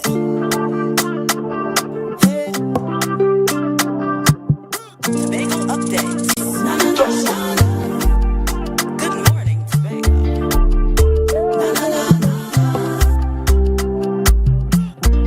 Let's go. It's a brand new morning. Rise up to a brand new dawning. As the passion start to rise, the energy fill the skies. I say thanks a favor. So wake up and hear me neighbor. 60,000 people strong, and the vibes is never wrong. We are beauty, we are power, we are people in the sun. We are beaches, we are rivers,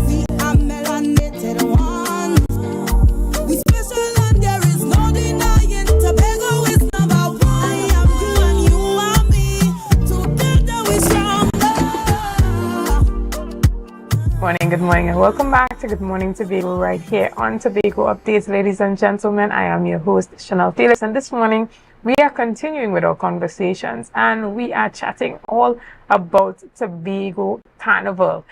We have the privilege of sitting in studio this morning and chatting with Mr. Kern Walker as well as Miss Latoya Anderson.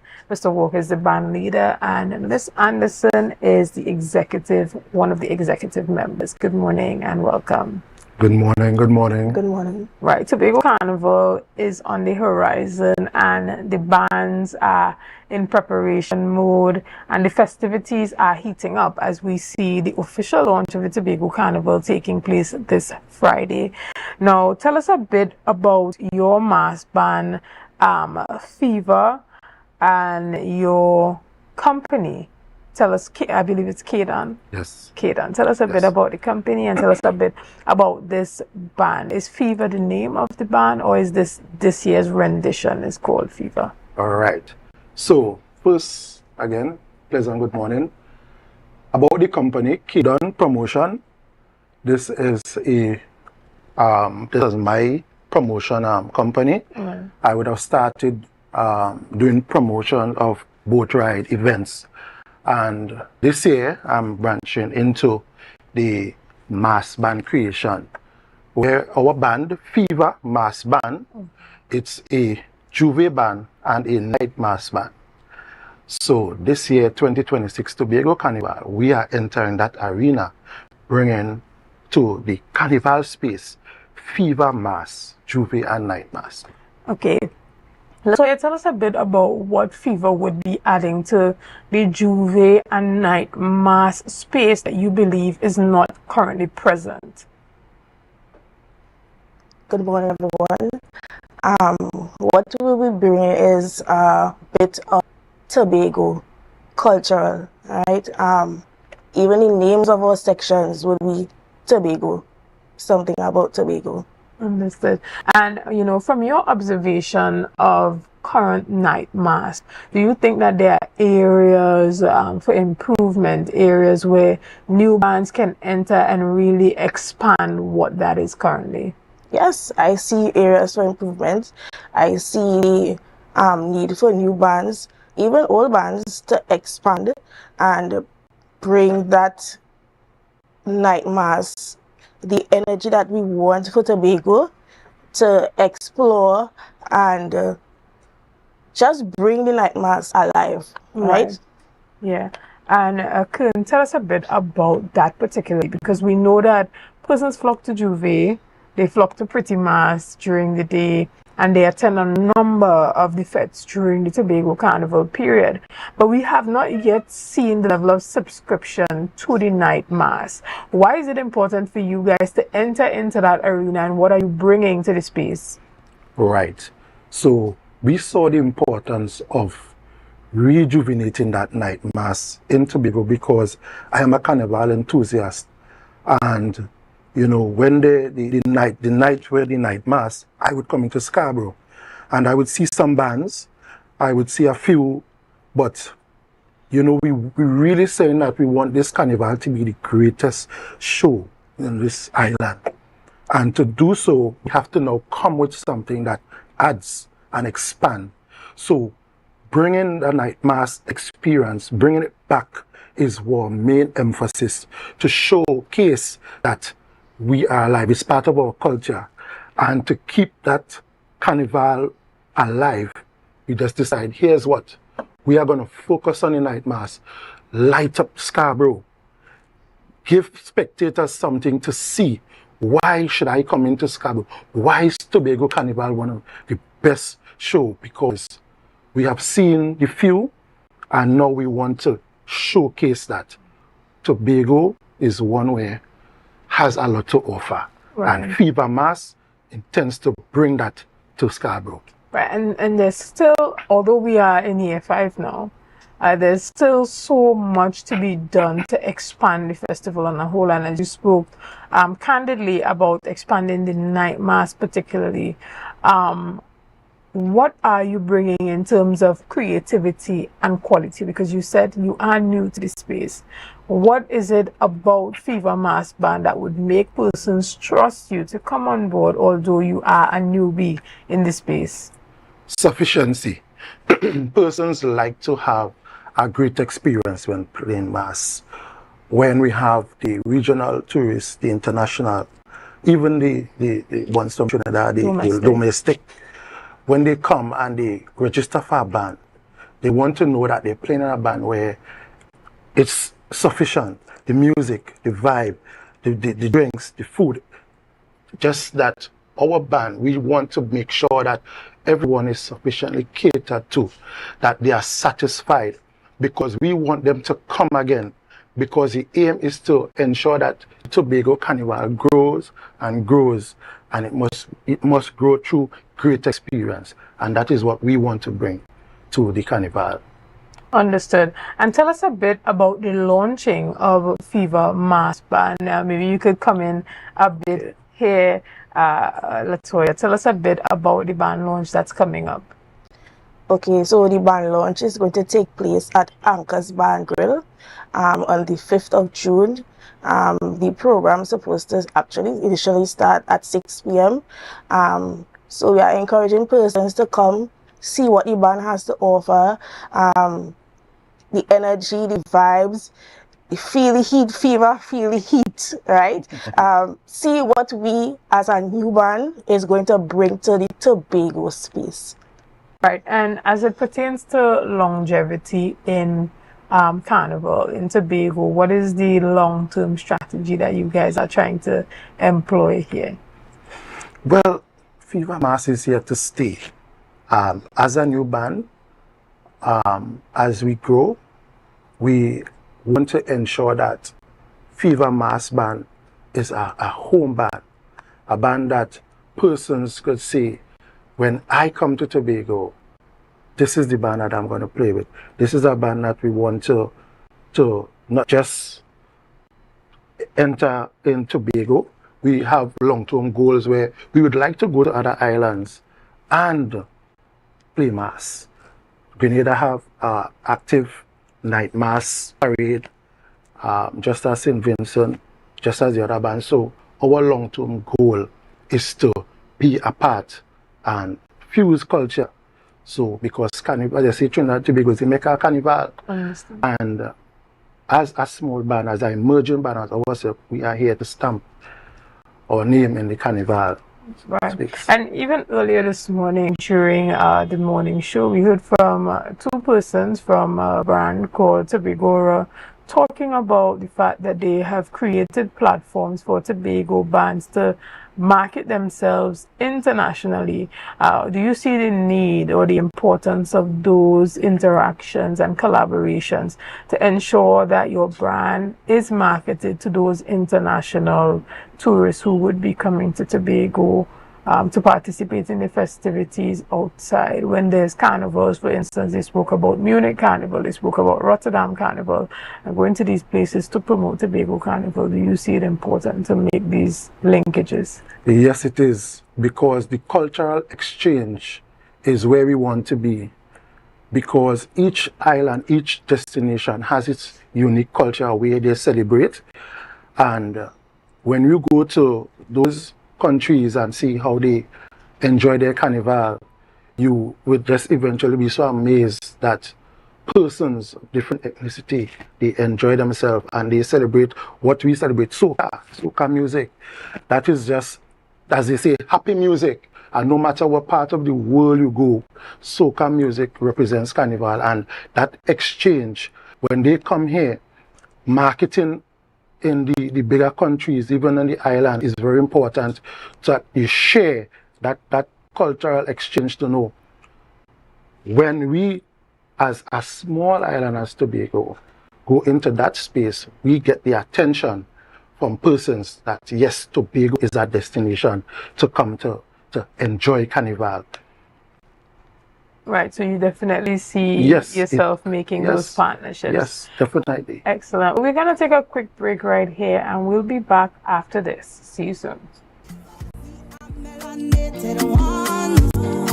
We special and there is no denying. Tobago is number one. I am you and you are me. entry is here in Tobago. Conveniently located Montessori Drive, Glen Road, Scarborough. Up to 20% off on select sofas for customization. Deals on some sofas from as low as $4,000 until stocks last. 10% off on all wardrobes. Half off on shower heads with the purchase of a vanity set. Come in and experience the new way to shop for furniture and see the quality in person.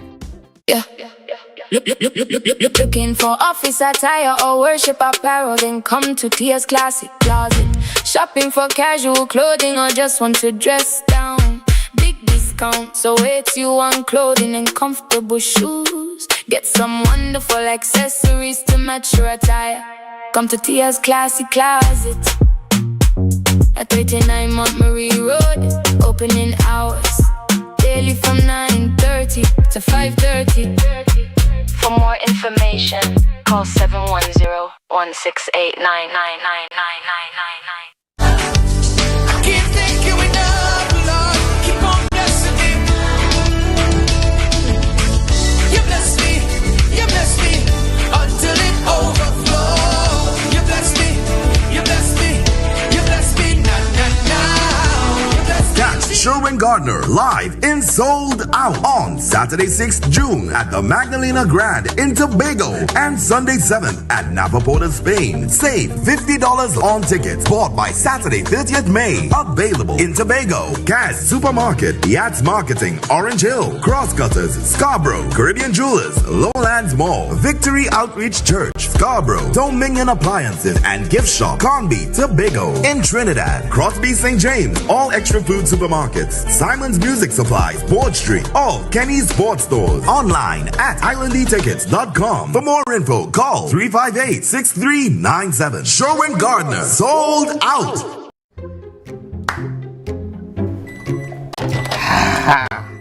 Nice. If I have to call a supervisor one more time to sign off on a customer because their financials are in a mess, I will scream. Don't scream in a bank. That have lock up in it. It's either they're not registered properly, or you know what? We could just forget about annual returns, right? Compliance is a bad word to most of them. All your compliance out of here. But let me eat. What is wrong with Trinbagonians? I mean, it has so much help they could get out there. Well, you know, Trinis, we don't like to spend we money. But you know what? Be comfortable with losing we money. That make it any financial What people should do is call Anderson in Trinidad and Tobago. Wait, what? Anderson in Trinidad and Tobago? Anderson in Trinidad and Tobago Tax and Accounting Services. Yeah, they offer helping from registering your business to filing your tax. My lunch is over. Wait, tell me more. No, go and scream in the bank. You go and scream in the bank. No, I don't get one sooner.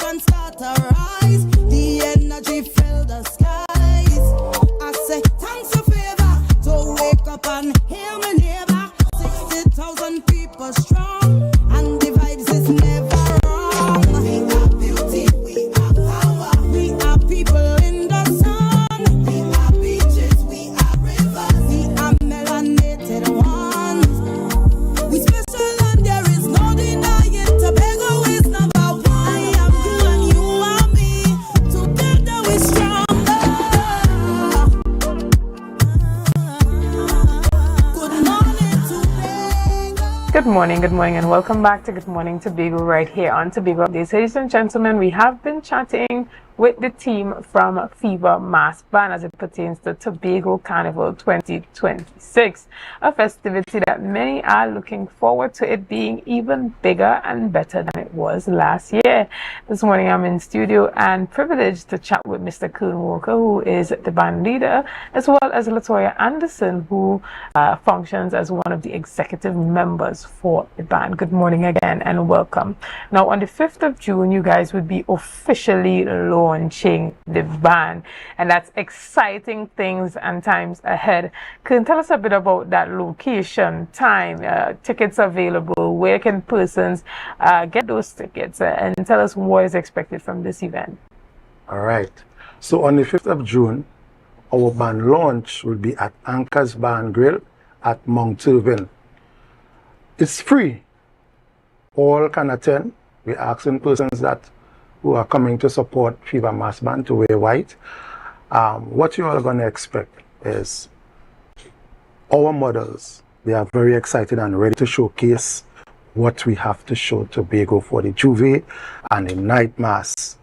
And we are going to portray, our team this year is the Botanical Paradise of Tobago. And we are going to showcase the flora and fauna, because we want to stay within the theme of Tobago, because Tobago is our rich culture and we want to incorporate our culture with our mass. I believe that would be a sight to see. So I can't give out too much, right, because I want persons to be there and be thrilled, because on that night we're just not gonna just model what we're gonna wear, but we want to have a cultural show. And that is just there's a treat in there for everybody. Right, and Latoya, tell us a bit about that cultural showing outside of just being able to see the costumes. Why should people be excited about what's happening on the 5th of June at Anchor Bar? Okay, well, as Mr. Walker would have mentioned, we want our band to be a home band. We want everybody to gravitate to what we have to offer. Culture, vibes, music, energy, even dancing, etc. Right? We look forward. We can't really give out everything. We really look forward to having you guys there to connect. I know a lot of bands will be doing the more online, which seems a bit more feasible these days, but we want to connect with you guys. We want to jump up with you guys. We want to hug up you guys. We want to laugh, talk, have a good time, and just show you all what we have to offer. Excellent. And tell us a bit about the difference, Latoya, in this particular Juve offering from what we usually see in Tobago. Why does it make Fever stand out on Juve morning in Tobago's Carnival? Off my head, I can tell you this is a cultural heat. Fever, our name, Fever, feel the heat, a cultural heat. Energy, vibes, culture. All right, and one of the things that we've seen in Carnival and as Carnival evolves is a greater level of inclusivity. And having persons, from all walks of life feeling comfortable enough to participate and enjoy the festival and even feel comfortable in their own bodies to be a part of the festival. Tell us a bit about how the band caters to all cross sections of the society. All right. Well, first of all, I must mention that we are partnering with MVP Mass for the Juve. We are carrying a section with MVP Mass for the Juve, and how we intend to be inclusive is to not just young persons, or we just generally want to see that we have the foreigners, we have the local, as I mentioned earlier, we have persons of all ages and stages that is eligible to play mass on the road with us, to be there and to just enjoy this celebration of Carnival. We will try to meet them wherever they are in terms of, wanting to be a part, whatever challenges they have. We have a team that is willing to work with persons to make sure that they're happy and they're comfortable. Right, and Latoya, tell us a bit about what is being catered for the ladies, particularly. We have women of different ages and shapes, sizes that want to feel comfortable being a part of any mass band or participating in Carnival. How has the band factored in these, different sizes of women?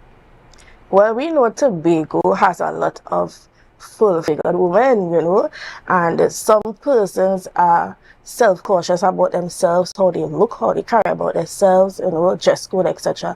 And I must say, we cater for all of that. Home band is home, cater for everything. Comfort.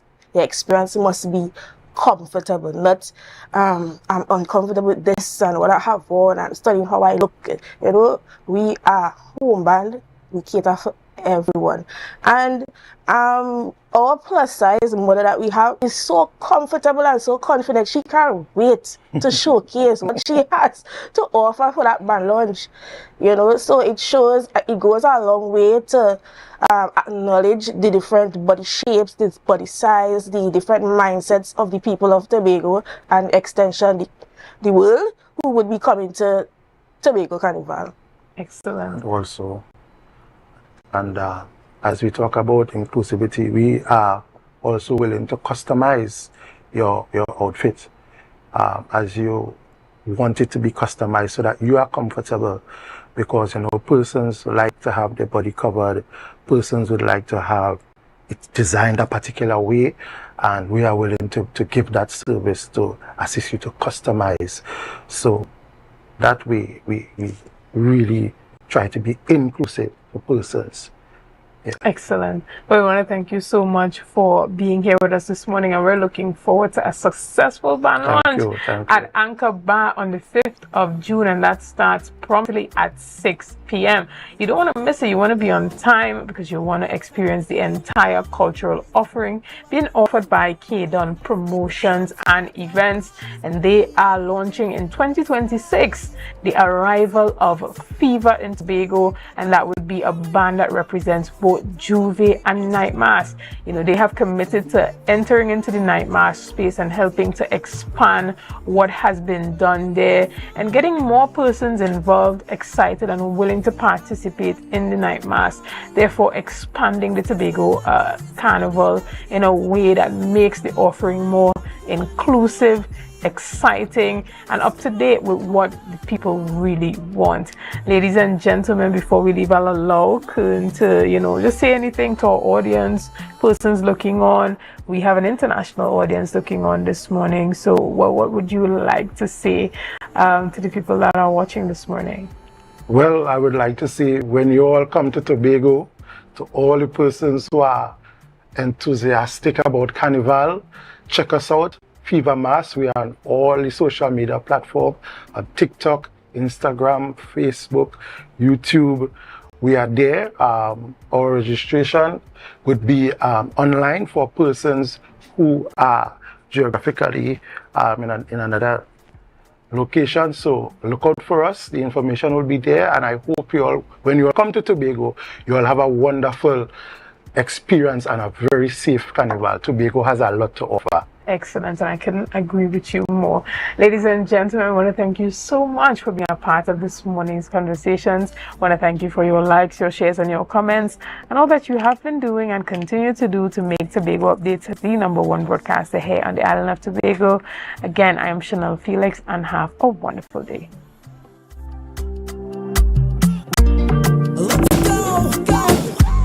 It's a brand new morning, rise up to a brand new dawning. As the passion start to rise, the energy fill the sky.